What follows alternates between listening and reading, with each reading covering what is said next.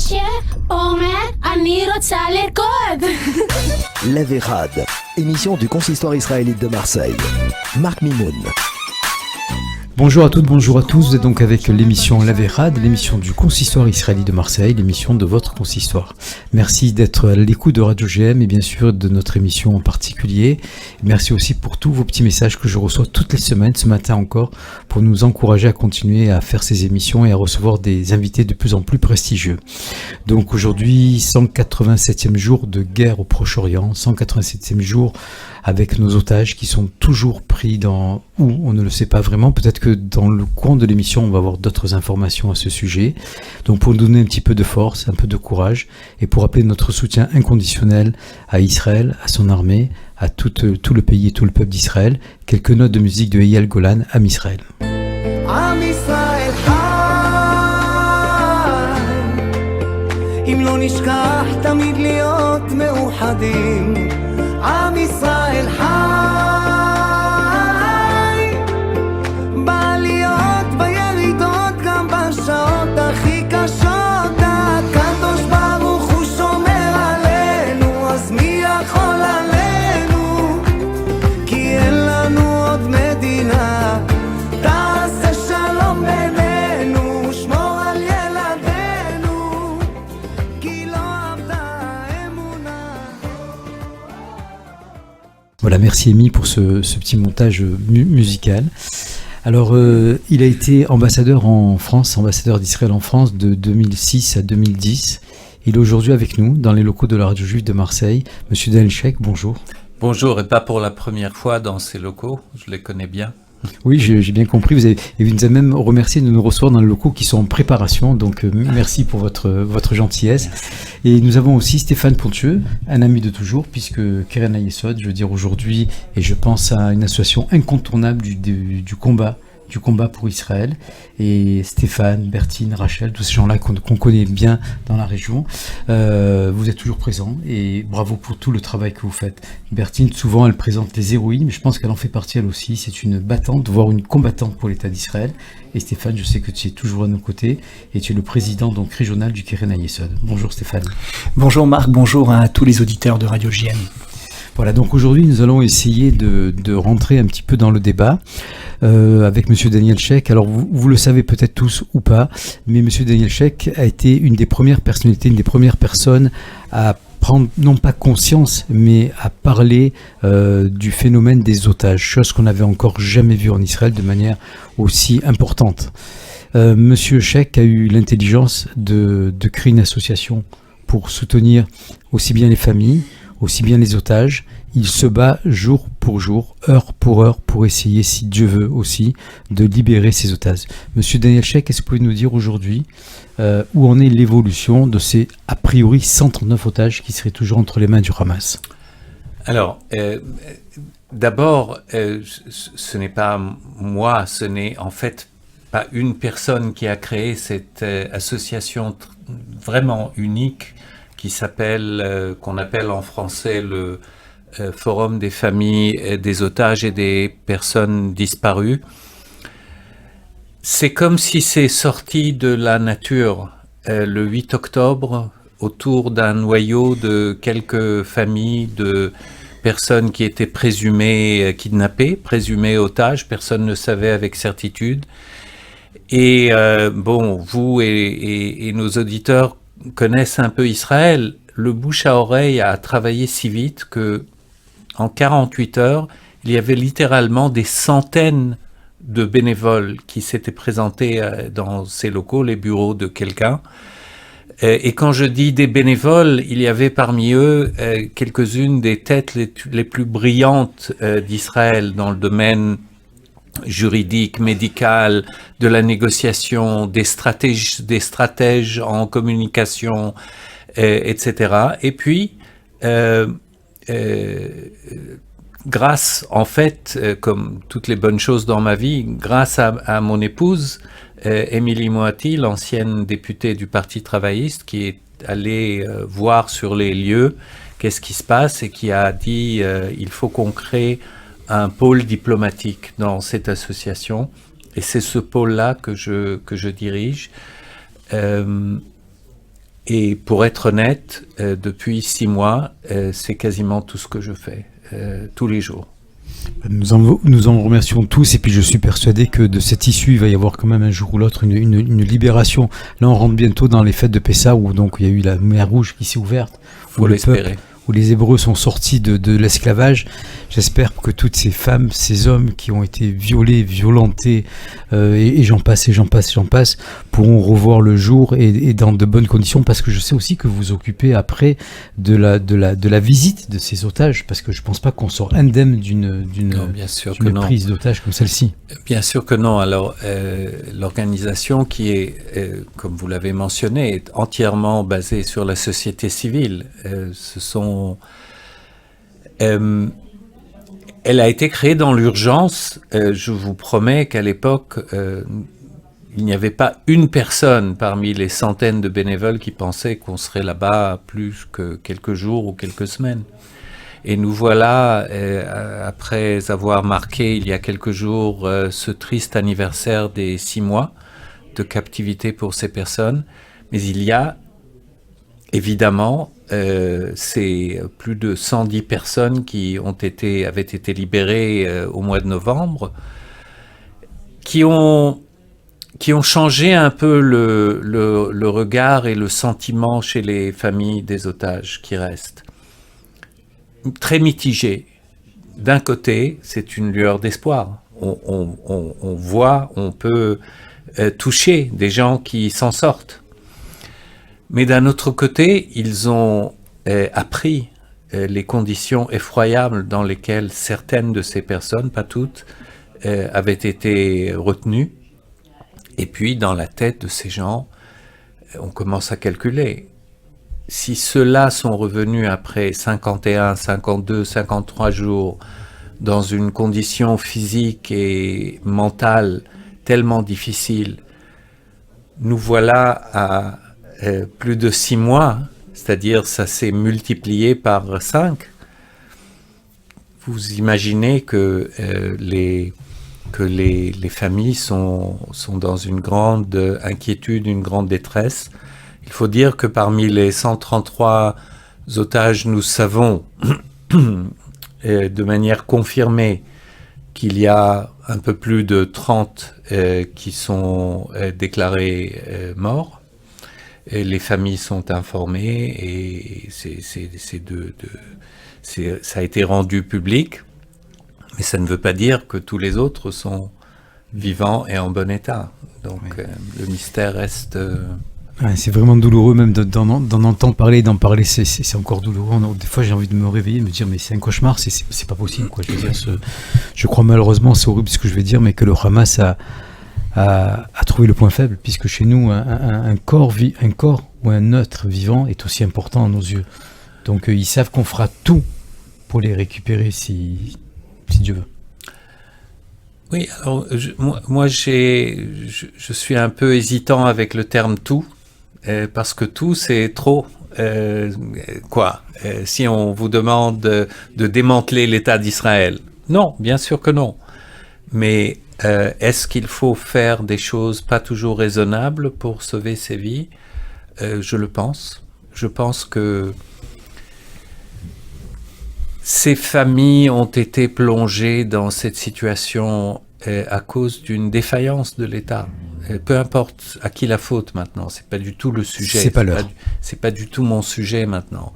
Mais l'État, en tant qu'institution, a failli à ces personnes.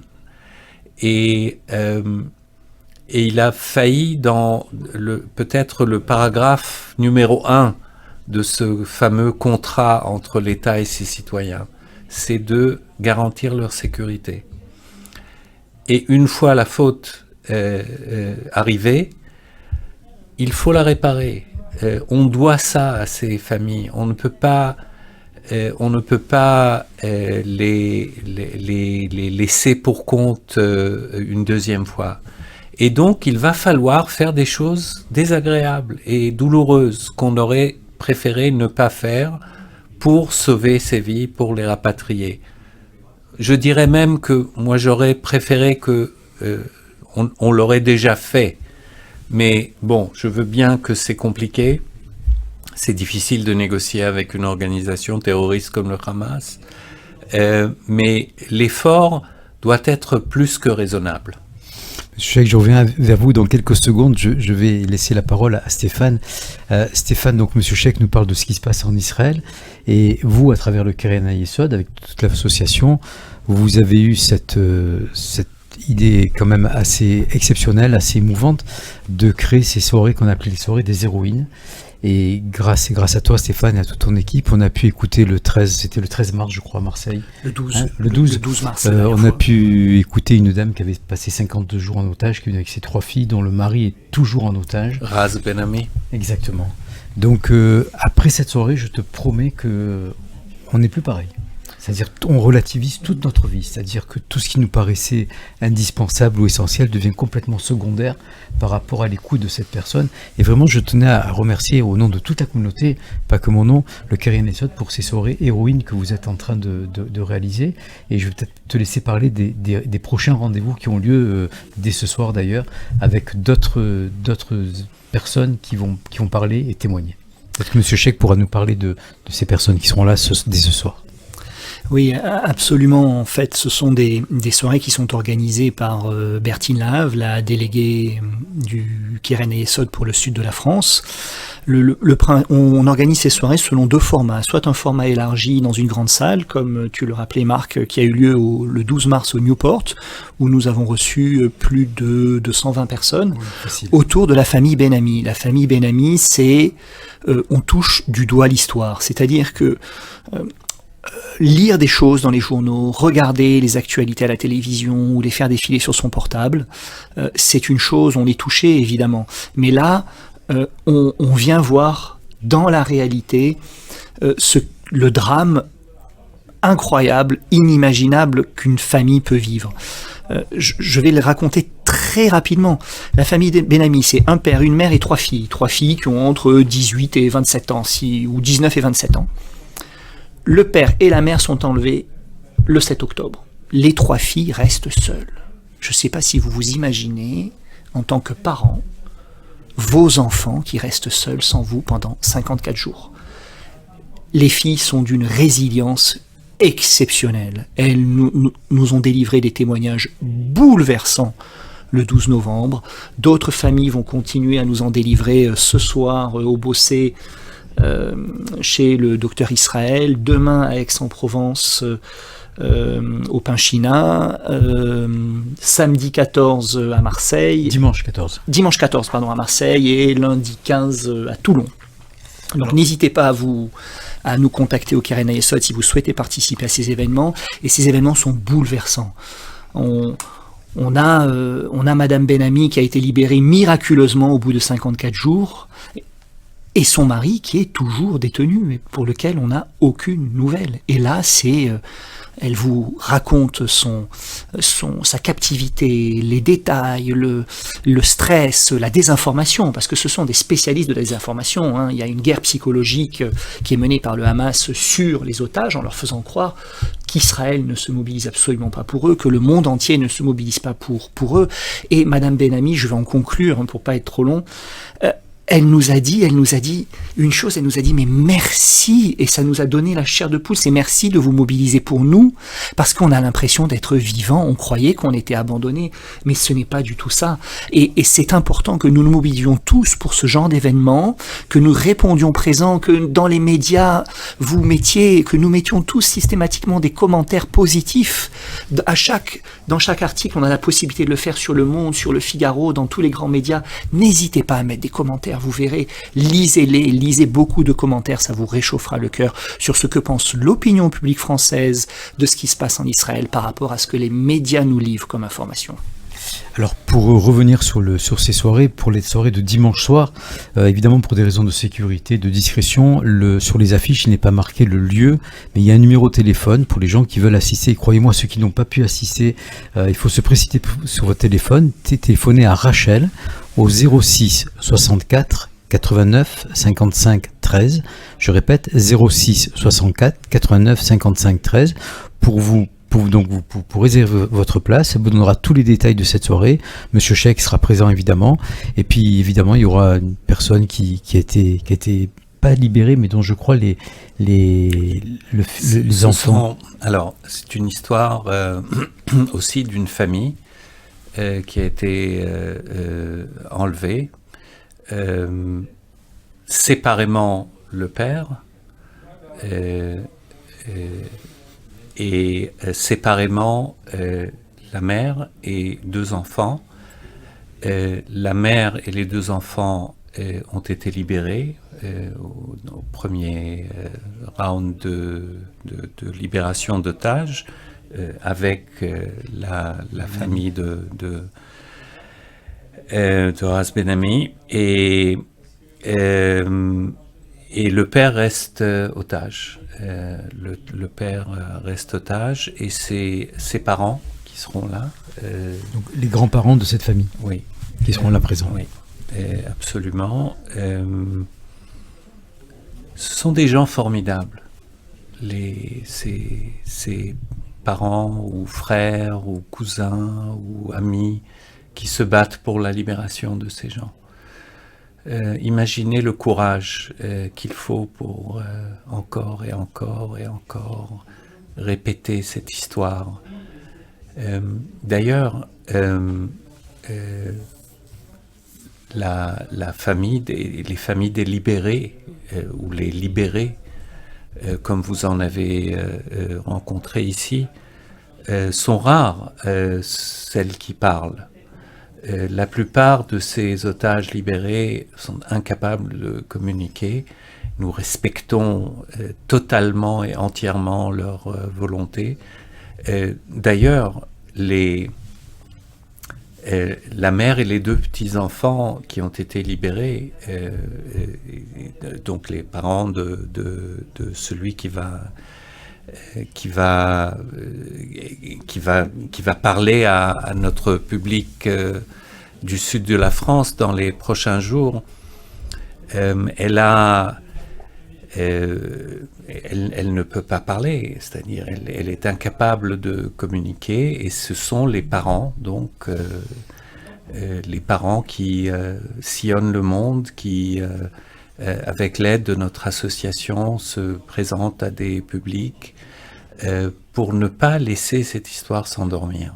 Ça rappelle un petit peu les rescapés de la Shoah, tout ça, Monsieur Sheikh, qui ont eu du mal à parler, que c'est la 3e génération qui a pu entendre oui, d'une certaine manière, même si évidemment il faut proportion garder. Mais c'est vrai que la journée du 7 octobre a été une journée shoatique, c'est vrai. Elle a eu des allures d'un pogrom. Et d'une certaine manière, ça change un peu l'état d'esprit des Israéliens. Et il faut le comprendre. Et il y a une sorte de déséquilibre qui s'est installé chez les gens, une sorte maintenant peut-être la confiance que nous avions entière dans notre survie, dans notre armée, etc., n'était pas tout à fait raisonnable. Peut-être qu'il faut proportion garder, justement, et il faut faire attention sans arrêt. On nous a trouvé à un moment de défaillance de nos capacités de nous défendre, et ce sont ces citoyens, ces civils, qui ont payé soit de leur vie, soit de la vie de leurs proches qui ont été enlevés. Et ce n'est pas que le gouvernement, c'est la société tout entière qui leur doit d'intervenir. Et c'est là que la société civile en Israël me rend fier, parce que la société civile a fait et est encore en train de faire des choses incroyables.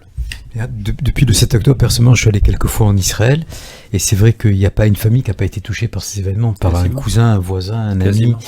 Et je voudrais revenir 2 petites secondes sur la soirée des héroïnes, Stéphane, parce que moi j'ai été impressionné par la pudeur de cette dame, dans son discours, par son intelligence, par sa précision, et puis surtout, elle n'a pas dévoilé le après 7 octobre, c'est-à-dire ces 52 jours de prise d'otage, elle a gardé ça pour elle, et ce qui est tout à fait logique et légitime, comme l'expliquait Monsieur Chek, et on a compris dans son silence beaucoup de choses, et ça laisse vraiment à réfléchir. Alors, Monsieur Chek, je reviens vers vous. Vous avez dit tout à l'heure, on peut peut-être pas tout, au niveau de la libération des otages. Donc, j'entends dans votre discours, même si vous le dites pas clairement, il y a le problème de l'armée, le problème des otages. Est-ce qu'il y a une corrélation? Est-ce que vous pouvez ne pas me répondre évidemment? Est-ce que vous pensez que cette guerre, il faut la finir coûte que coûte, ou est-ce qu'il faut la finir avant pour avoir les otages? Est-ce qu'il y a une position dans votre cœur qui peut parler? Je m'excuse de vous embarrasser. Non, pas du tout. C'est pas du tout embarrassant. Je pense qu'il y a. Je ne peux pas vous donner une hiérarchie d'importance, mais je peux vous donner une hiérarchie d'urgence. On peut gagner la guerre à Gaza dans 6 mois. On ne peut pas attendre 6 mois pour libérer les otages. Et donc, c'est la priorité. C'est l'absolue priorité.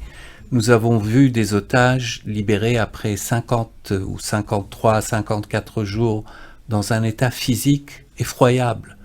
Des gens qui ont perdu 9-10 kilos de leur poids simplement parce qu'ils sont quasiment pas nourris.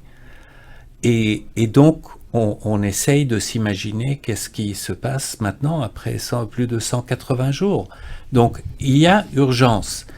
Et les calculs stratégiques, froids, diraient, bon, il faut continuer la guerre, il faut continuer la pression sur le Hamas, oui, mais comment dirais-je, le fil humain juif, israélien, dit il faut d'abord sauver ces âmes, il faut sauver ces otages dont nous ne savons pas combien sont encore en vie. Il y a des personnes âgées, il y a des femmes, des jeunes femmes, et tout le monde peut comprendre quelle est la signification. Et il y a des soldats qui, on peut dire, ça fait partie de leur métier de soldat, mais tout de même, nous nous souvenons de Gilad Shalit, mis des années. On ne peut pas laisser ça se répéter sur 133 personnes. En tout cas, je suis certain, Monsieur Chek, que vous ferez partie des gens qui vont peut-être nous permettre de retrouver ces otages, et si Dieu veut, en la moins mauvaise santé possible. Et Stéphane, de ton côté, en France, de continuer à se battre à travers les héroïnes, à travers les témoignages, pour que chacun de nous continuons à donner, parce que je veux dire, il y a un travail qui est fait en Israël, c'est malheureusement par l'armée, par le soutien, par tout ce que vous nous avez dit, Monsieur Chek, mais nous, en juifs de diaspora, nous devons donner. Je veux dire, c'est vrai qu'on est... Je veux dire un mot de remerciement au Keren HaYesod et à beaucoup d'associations d'ailleurs dans le monde qui se sont mobilisées pour aider ces gens. Et propager cette histoire, la garder en vie, ne pas laisser mourir les informations sur ce drame des otages, c'est une véritable mitzvah. Et je ne bouge quasiment pas du pays, mais pour accompagner des familles d'otages, pour propager cette histoire, je viens et je remercie tous ceux qui se sont mobilisés pour ça. Absolument, il faut les rendre, ils sont vivants, il faut partir du postulat qu'ils sont vivants et il faut continuer à les faire vivre. Marc disait, très bien, il faut donner de votre temps. Si vous pouvez, donnez de votre argent, si vous pouvez, appelez-nous, collez des affiches, rendez-les visibles, rendez-les vivants, et c'est cette pression, c'est cette mobilisation qui fera avancer les choses. Je puis vous assurer que chaque geste compte. Dieu nous donne pour que nous puissions donner. Alors donnez ce que vous pouvez faire, vraiment n'hésitez pas. Merci messieurs, merci Daniel, merci Stéphane pour vos interventions. L'émission va trop vite. C'est sûr que c'est fini là? Il faut s'arrêter. Bon, ben, je tiens à vous remercier. Je vous rappelle quand même le numéro de téléphone de Rachel pour le dimanche 14 avril si vous voulez assister à cette soirée. Donc 06 64 89 55 13. Voilà, j'ai encore des tas de questions à vous poser, monsieur l'ambassadeur, mais le temps passe et j'espère qu'on aura l'occasion de se revoir et d'en parler. Aussi. Merci à vous deux, merci à chacun de vous, merci à vous toutes et à vous tous Merci, de faire Marc. un effort. Et comme l'a dit Stéphane, donnez le temps, l'argent et Dieu vous le rendra. Merci à tous, bonne soirée et passez une bonne semaine. משה אומר, אני רוצה לרקוד. La Vérade, émission du consistoire israélite de Marseille. Marc Mimoun.